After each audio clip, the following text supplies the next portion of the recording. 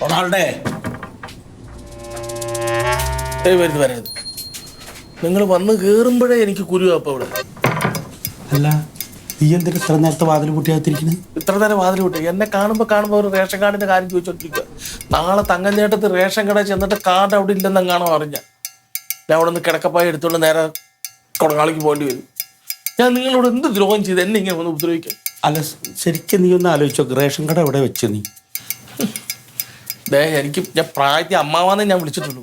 നിങ്ങൾ ആ വയലിൽ അവിടെ വെച്ചിട്ട് കുപ്പി ഗ്ലാസ്സിലൂടെ വേസ്റ്റിലാണ് എടുത്ത് തോട്ടിനകത്തോട്ട് ഇട്ടില്ലേ? അതിനകത്ത് റേഷൻ കാർഡ് ഉണ്ടായിരുന്നു.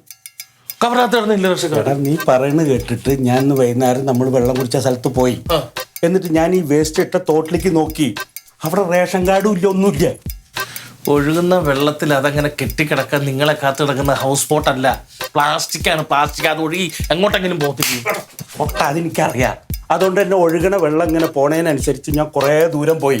എവിടെയെങ്കിലും സൈഡിലെ പുല്ലില് റേഷൻ കാർഡ് തങ്ങിയിട്ടുണ്ടോ നോക്കിയിട്ട് എവിടെയും കണ്ടില്ല. ഇനിയിപ്പോൾ നേരെ പോയി അറബിക്കടലിൽ കൊണ്ട് വല വീശി. ഇന്ന് നേരം വെളുക്കുന്നതിന് റേഷൻ കാർഡ് എങ്ങനെ വെച്ച് ഒപ്പിച്ചിരിക്കുക എന്നാണ്. ഒരു കാര്യം ഞാൻ പറയാമോ, ഈ റേഷൻ കാർഡ് പ്രശ്നം എൻ്റെ നിലനിൽപ്പിനെ ബാധിക്കുകയാണെങ്കിൽ അമ്മാവും കാരണമാണ് റേഷൻ കാർഡ് നഷ്ടപ്പെട്ടത് എനിക്ക് പറയേണ്ടി. അതിനെ എന്നെ കുറ്റം പറയും.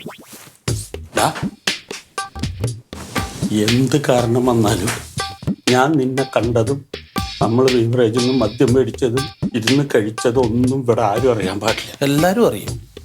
നീ കൂടി ആലോചിച്ചോക്കെ, ബീഫ് റോസ്റ്റ് മേടിക്കാൻ പോയില്ലേ? അവിടെ എങ്ങനെ വെച്ചിട്ടുണ്ടോ? അവിടെ റേഷൻ കാർഡ് പണയം വെച്ചിട്ടല്ല ബീഫ് റോസ്റ്റ് മേടിച്ചത്, പൈസ കൊടുത്തിട്ടാണ്.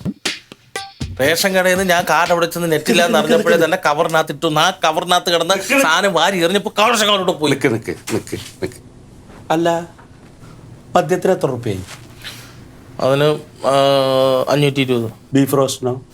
120. ബാക്കി പൈസ? വെള്ളം, മിക്സർ, ഗ്ലാസ്. അത് കഴിഞ്ഞാലും കാണണല്ലോ. വേണ്ട, അത് കയ്യിൽ വെച്ചോ. എന്തായാലും തങ്ക അറിയും, പ്രശ്നമാവും. നീ ഇവിടുന്ന് പോണ്ട് വരും കൊണങ്ങാവളക്ക്. ബസ്സിന് പൈസ വേണല്ലോ. ഞാൻ മാത്രമല്ല, നമ്മൾ രണ്ടുപേരും. എനിക്കും ഇങ്ങോട്ടിന് മേലെ കാലുകുത്താൻ പറ്റാത്ത